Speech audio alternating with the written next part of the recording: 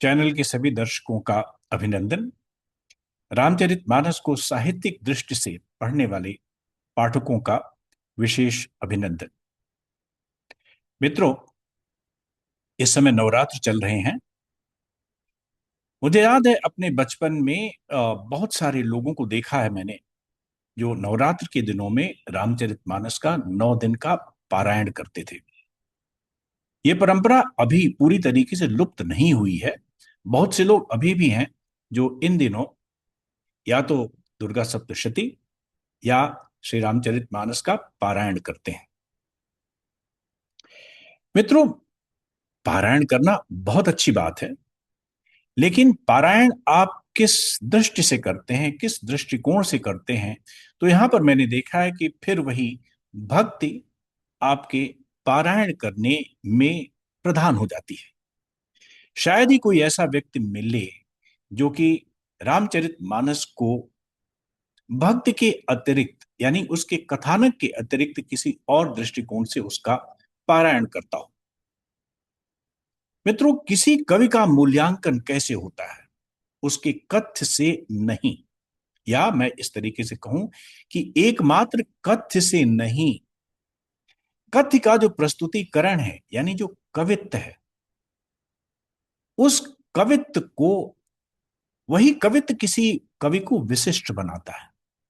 एक ही बात को कई लोग कई तरीके से कहते हैं। एक समय था जब हमने एक कथा सुनी थी किसी विद्वान व्यक्ति से कि एक्सप्रेशन यानी अभिव्यक्ति क्या है। तो कालिदास के समय की कहानी है। कुछ लोग राजा के दरबार में कवित्व की चर्चा कर रहे थे। तो राजा ने कहा, एक पेड़ को, सूखे पेड़ को दिखा करके कहा कि इसको आप संस्कृत में कहिए। तो किसी व्यक्ति ने कहा, शुष्कम काष्ठम अग्रे तिष्ठति। सीधा सीधा ट्रांसलेशन है, शुष्कम काष्ठम अग्रे तिष्ठति।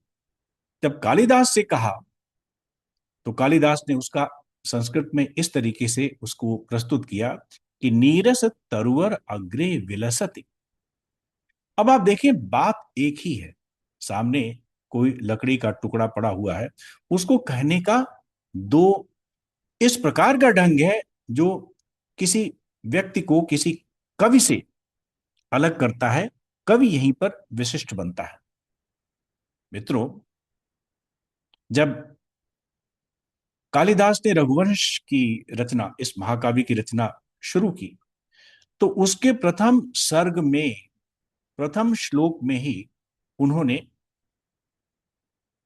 शिव और पार्वती जी की वंदना की। वो क्या वंदना है, मैं अभी आपको उसको शेयर करता हूं। कालिदास कहते हैं, वागार्थ विव संपृक्तौ वागार्थ प्रतिपत्तये जगतः पितरौ वंदे पार्वती परमेश्वरौ। वो भगवान शिव और माता पार्वती की वंदना करते हैं और उनको किस तरीके से संयुक्त बताते हैं, जिस तरीके से शब्द और अर्थ, यानी शब्द और अर्थ पृथक नहीं हो सकते। इसी प्रकार से तुलसीदास जी ने बालकांड के प्रारंभ में, हर कांड के प्रारंभ में उन्होंने कुछ मंगलाचरण, कुछ स्तुतियां की हैं। बालकांड के मंगलाचरण का पहला श्लोक ही है, वर्णानाम अर्थ संघानाम रसानाम छंद सामपि मंगलानाम च कर्तारौ वंदे वाणी विनायकौ। दूसरी पंक्ति तो निश्चित रूप से भगवान गणेश और माता सरस्वती के प्रति वंदना है, समर्पण है। लेकिन पहली पंक्ति में क्या कहते हैं, वर्णानाम अर्थ संघानाम रसानाम छंदसामपि, यानी वर्ण, शब्द, अक्षर, अर्थ संघानाम, उससे जुड़े हुए अनेक अर्थ, रस और छंद।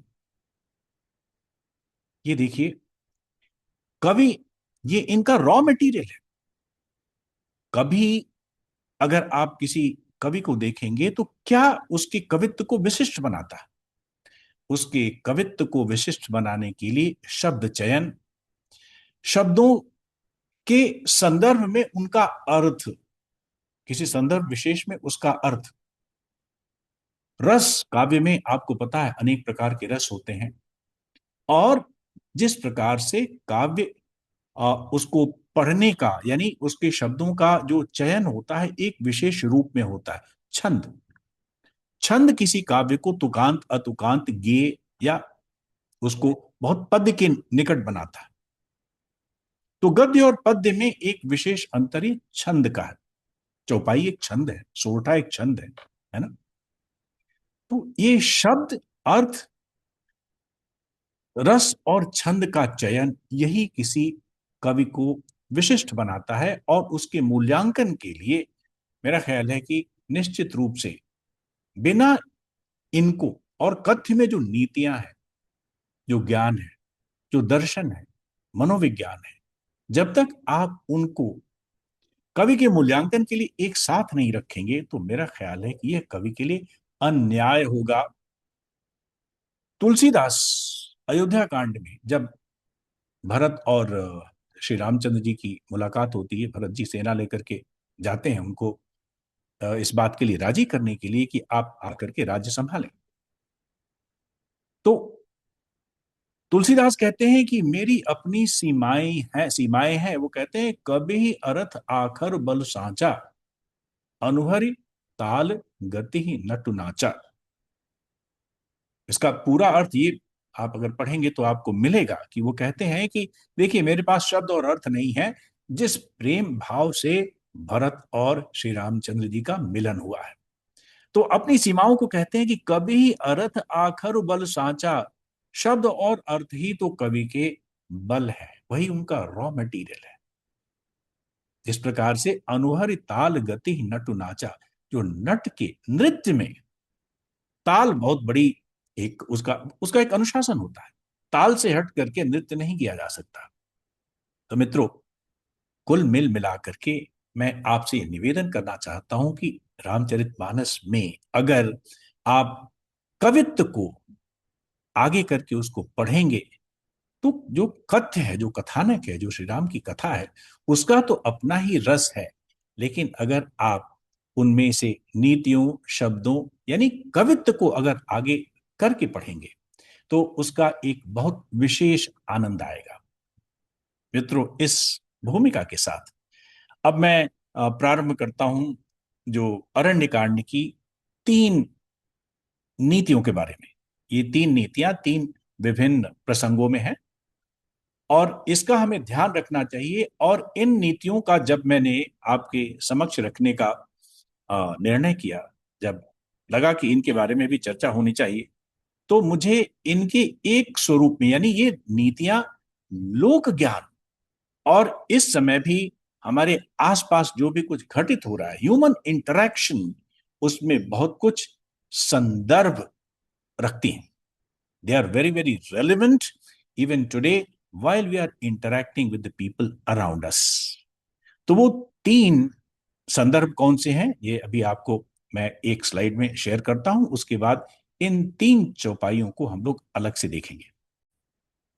मित्रों, ये 3 प्रसंग अरण्य कांड में जब रावण मारीच को अपने योजना में शामिल करने के लिए कहता है कि तुम सोने का मृग बनो, और फिर मारीची जब रावण की योजना में शामिल होने का निर्णय करता है और उसके बाद योजना पर जब अमल होता है यानी अ, सोने का हिरण उसका आखेट करने के लिए श्री राम आगे जाते हैं और लक्ष्मण भी सीता जी के कहने पर उनके वचनों से आहत होकर के वाटिका कुटी छोड़ करके चले जाते हैं। कुटिया जब सूनी पड़ जाती तब रावण आता है। इन तीनों के बीच में ये 3 प्रसंग हैं। क्या है? नवन नीच के अति दुखदाई, जिम अंकुश धन उरग बिलाई, भयदायक खल के प्रेमानी, जिम अकाल के कुसुम भवानी। देखेंगे हम इन सारी चीजों को। दूसरा है तब मारीच हृदय अनुमाना, नवहि विरोधे नहीं कल्याणा, शस्त्री मर्मी प्रभु सठ धनी, वैद बंद कवि भानुस गुनी। और उसके बाद जाके डर सुर असुर डेराही, निसिन नींद दिन अन्न न खाही, सो 10 शीस स्वान की नाई, इत उत चितई चला भड़ियाही। प्रारंभ करते हैं पहले प्रसंग और पहली नीति से। प्रसंग ये है कि रावण मारीच के पास जाता है और मारीच के सामने झुकता है। विनम्रता, वो एक्स्ट्रा ह्यूमिलिटी, विनम्रता का प्रदर्शन करते हुए उनके सामने झुकता है। रावण और मारीची का रिश्ता ही ऐसा है। रावण अगर झुका है, लेकिन यहां पर इस प्रसंग में अगर रावण झुका है तो एक अपनी विशेष कुटिलता के कारण झुका है। तो ये कहते हैं कि नवनि नीच कै अति दुखदाई, जिमि अंकुश धन उरग बिलाई, भयदायक खलकै प्रेबानी, जिमि अकाल के कुसुम भवानी। ये शिव जी का कथन है। आपको पता है कि रामचरितमानस शिव जी और पार्वती जी के बीच का संवाद और दूसरे लोगों के बीच के भी संवाद हैं। बीच बीच में तुलसीदास जी ने इस तरीके से उस संवाद को जारी रखा है, आप हम लोगों के सामने आगे रखने में, उसको हम लोगों को रिमाइंड करने में। तो शिव जी कहते हैं कि नवन नीच के अति दुखदाई, नीच का झुकना भी बहुत दुखदाई होता है। कैसे? जिमि अंकुश धनु उरग बिलाई। अब तीन लोगों के झुकने की बात की गई है। एक कौन है? अंकुश। अंकुश माने अंकुश, वो शस्त्र जिससे महावत हाथी को नियंत्रण में रखता है। तो अगर आपको याद होगा अंकुश की रचना, यानी अंकुश से जब हाथी को कोंचा जाता है तो कोंचने के लिए क्या होता है? उसको झुकाना पड़ता है। और धनु, धनुष, धनुष जब तीर को जब चलाया जाता है तो धनुष झुकता है। यानी अगर आप, धनुष वैसे स्ट्रेट रहता है, सीधा रहता है, लेकिन जब उसकी प्रत्यंचा, जब उसकी डोरी खींची जाती है तो धनुष क्या होता है? झुक जाता है। और उस झुकने से ही उसको इतनी पावर मिलती है कि वो तीर को आगे प्रोजेक्ट कर सके, फेंक सके। यानी धनुष का झुकना भी प्रहार करने के लिए होता है। और उरग, उरग माने सांप। तो आप देखते होंगे कि सांप जो है कभी सिर उठा करके नहीं काटता है, सांप हमेशा झुक करके काटता है। और बिलाई यानी बिडाल यानी बिल्ली, बिल्ली भी कभी सीधे सीधे झपट्टा नहीं मारती है, झपट्टा मारने के पहले झुकती है। उसको कहते हैं ना अंग्रेजी में क्राउच पोजीशन, वो थोड़ा सा झुक करके उसके बाद तब उसको वो आगे लीप करती है, प्रहार करती है ना। और आगे शिव जी कहते हैं कि भयदायक खल के प्रिय बानी। खल की वाणी कितनी भी प्रिय हो, लेकिन उसका, उसमें कुछ न कुछ उसकी कुटिलता छुपी होती है। इसके कारण वो भयदायक होती है। कैसे? जेमे अकाल के कुसुम भवानी। हे भवानी, जिस प्रकार से अकाल यानी असमय का, अकाल यानी विपत्ति के समय कभी आप देख सकते हैं, अकाल जिसको कहते हैं, यानी विपत्ति के समय यानी असमय का फूल खिलना भयदायक होता है। ये आपत्ति सूचक है। इसमें कोई कल्याण या हर्ष की बात नहीं है। तो मित्रों, रावण का झुकना, रावण की विनम्रता, उसमें भी एक कुटिलता है, उसमें भी एक स्वार्थ सिद्धि का मोटिव है। अब क्या होता है कथानक अगर आप आगे पढ़ेंगे तो जब रावण अपनी बात कहता है, उसे कहता है कि आपको इस तरीके से करना है, सोने का मृग बन करके श्री राम को छलना है। तो मारीच प्रारंभ में उसके लिए तैयार नहीं है। मारीच को रामचंद्र जी के बाण का एहसास है। आप पहले से देखेंगे कि मारीच और सुबाहु बालकांड में जब विश्वामित्र जी के साथ श्री रामचंद्र जी गए थे राक्षसों के संहार करने के लिए, तो उसमें बिना फल के एक बाण मारने पर मारीच 100 योजन दूर जाकर के सागर के किनारे गिरा था। तो मारीच को एहसास हो गया था कि राम जो है दिव्य पुरुष नहीं है, तो उनको क्यों छलना है। फिर रावण कहता है कि अगर तो आप मेरे साथ नहीं आएंगे, रावण धमकी धमकी पर उतर आता है। वो कहता है ठीक है चलो, फिर मरने के लिए तैयार हो जाओ। अब यहां पर मारीच क्या देखता है? वो तैयार तो होता है, लेकिन उसकी तैयारी में एक द्वंद है, कॉन्फ्लिक्ट है। आगे पढ़ेंगे तो वो कहता है कि नहीं ठीक है, फिर मैं जब दोनों ही तरीके से मेरी मृत्यु है तो मैं श्री राम के हाथ से मरना अधिक पसंद करूंगा, रावण के हाथ से मैं क्यों मरूं। लेकिन उसके पहले एक नीति, और वो नीति क्या है? तब मारीच हृदय अनुमाना, मैं अभी आपके सामने शेयर करता हूं। मैं देखिए, तब मारीच हृदय अनुमाना, न वही विरोधे नहीं कल्याणा। मारीच अपने मन में सोचता है कि इन 9 लोगों के साथ विरोध नहीं करना चाहिए, इससे कोई अपना कल्याण नहीं है। और वो 9 लोग कौन से हैं, ये आज के संदर्भ में हमारे लिए महत्वपूर्ण है। कहते हैं कि शस्त्री मर्मी प्रभु सठ धनी, ये 5 लोग तो कविता की यानी चौपाई के इस भाग में है। और वैद बंद कवि भानुस गुनी, ये 4 लोग दूसरे हिस्से में है। तो शस्त्री यानी जिस व्यक्ति के पास शस्त्र हो। मर्मी, जो व्यक्ति आपके रहस्य को जानता हो। प्रभु, अब प्रभु का बड़ा वाइडर अर्थ है, बड़ा व्यापक अर्थ है।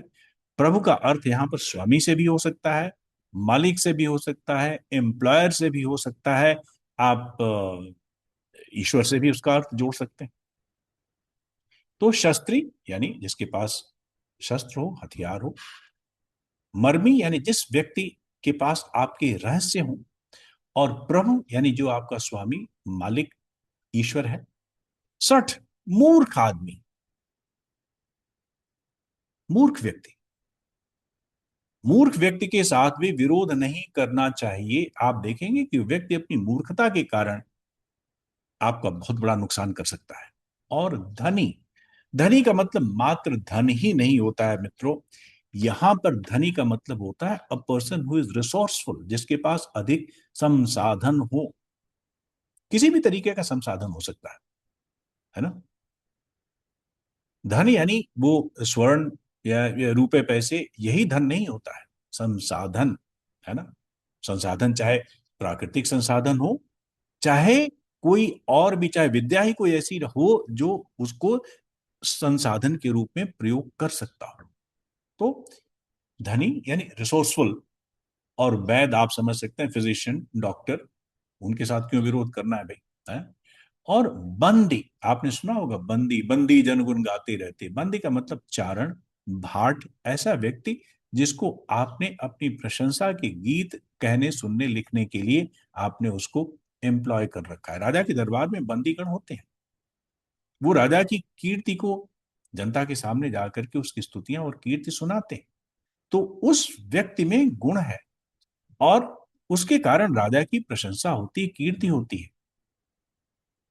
उसके साथ विरोध नहीं करना चाहिए। कवि यानी वो व्यक्ति जो पढ़ने लिखने में योग्य है।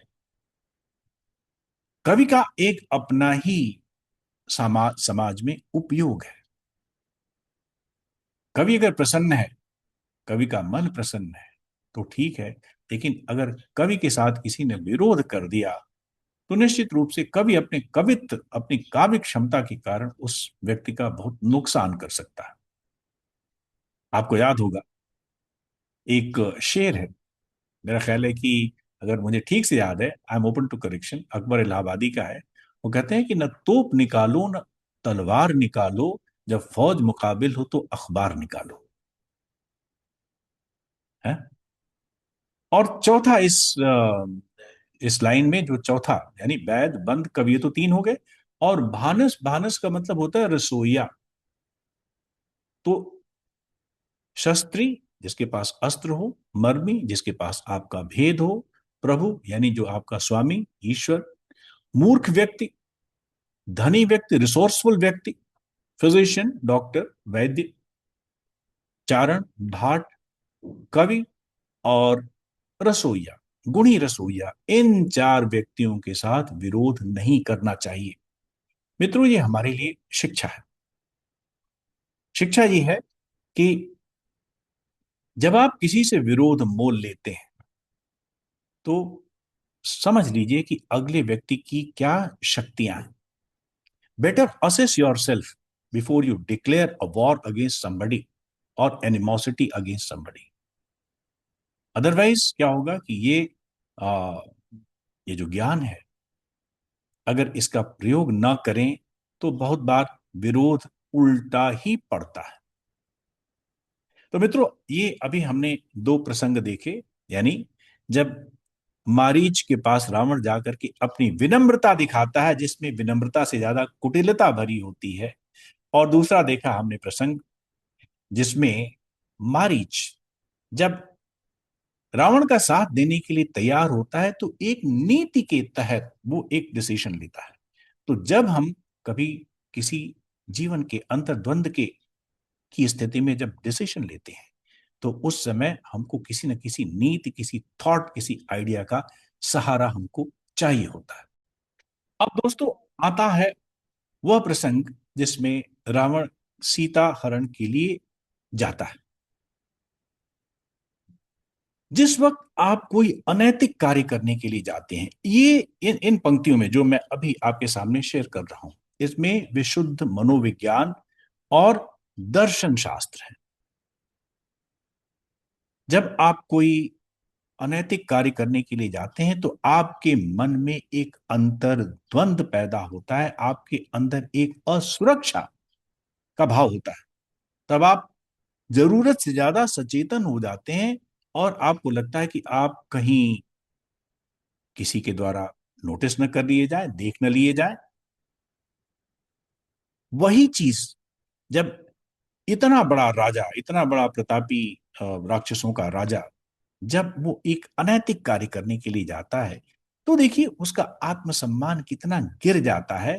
उसके बारे में तुलसीदास उसकी तुलना करते हैं एक कुत्ते से, जो कि रोटी चुराने के लिए, हाँ, किसी के घर में घुसता है। देखिए चौपाई क्या कहती है।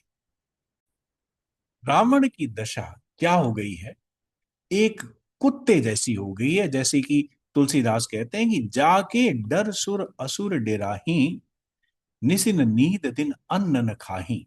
जिसके डर से, रावण के प्रताप से, सुर और असुर, देवता और असुर सभी डरते हैं। जिनको दिन में अन्न नहीं खाया जाता, रात में नींद नहीं आती है, न दिन का चैन न रात की नींद। अब सोचिए, इतने बड़े प्रतापी राजा का भी आत्मविश्वास डोल जाता है, उसकी आत्मा धिक्कारने लगती है, वो जरूरत से ज्यादा असुरक्षित महसूस करने लगता है। उसका चरित्र कुत्ते के जैसा होता है। कहते हैं सो दस शीस श्वान की नाई, कुत्ते के जैसा बन करके वह दस शीस, वह रावण, वह प्रतापी रावण इत उत चितई चला भड़िया ही, इधर उधर देखता हुआ कि भाई कहीं कोई देख तो नहीं रहा है। और भड़ियाही एक ऐसा शब्द है, मित्रों, इसको पूर्वी उत्तर प्रदेश या अवधी क्षेत्र में इस तरीके से कहते हैं कि भांडों में, बर्तनों में जब कुत्ता कोई चीज ढूंढता है तो उसके कहते हैं भड़ियाना कहते हैं। तो सो दस शीस श्वान की नाई, इत उत चितई चला भड़ियाही, यानी उसका चरित्र कुत्ते जैसा निम्न कोटि का हो जाता है। तो मित्रों, ये जो तीन नीतियां इस प्रसंग में, यानी सीता हरण की योजना से लेकर के सीता हरण का जब जब कृत्य प्रारंभ होता है, उस समय की जो तीन नीतियां हैं, अगर इसको आज के संदर्भ में देखेंगे तो निश्चित रूप से आज भी उतने ही प्रासंगिक है, उतने ही समीचीन है। इनमें मनोविज्ञान है, इसमें लोक ज्ञान है, और इसमें एक दर्शन भी है। मित्रों, आ, ये मेरा ख्याल है कि ये चौथा या मेरी पांचवी प्रस्तुति होगी श्री रामचरितमानस और आ, उससे जुड़ी हुई नीतियों के बारे में। बहुत सी हैं, असंख्य नीतियां हैं। मुझसे कुछ मेरे मित्रों ने, शुभचिंतकों ने कहा है कि आप मनोवैज्ञानिक थे, मनोविज्ञान के छात्र रहे हैं, तो आप कुछ आ, ऐसी पोस्ट, ऐसी वीडियो बनाएं जिसमें मानव व्यवहार और मनोविज्ञान उसकी प्रधानता रहे। क्योंकि रामचरितमानस और नीतियों को सुनते ही लोगों की कुछ अपेक्षाएं बदल जाती हैं। उनको लगता है कि जैसे मैं कुछ भक्ति या कुछ रामायण के प्रसंग में मैं कुछ कहना चाहता हूं, जबकि अभी तक आप लोगों ने देख लिया है कि मेरा उद्देश्य मूलतः साहित्यिक है, और कवि की उन, यानी कवि का जो कवित्व है और नीतियों के माध्यम से कवित्व का जो उठान हुआ है उसके बारे में। लेकिन मैं छोड़ूंगा नहीं, रामचरितमानस मेरे लिए एक अतिशय प्रिय महाकाव्य है, जिसमें कवित्व की इंतहा है। हो सकता है मैं बीच में एक आध वीडियोस बनाता रहूं और आपके साथ शेयर करता हूं। अनुरोध है, चैनल पर आइए, अनेक प्रकार की सामग्री है, चैनल को सब्सक्राइब कीजिए, अपने कमेंट दीजिए, मुझे बड़ा अच्छा लगेगा। नमस्कार।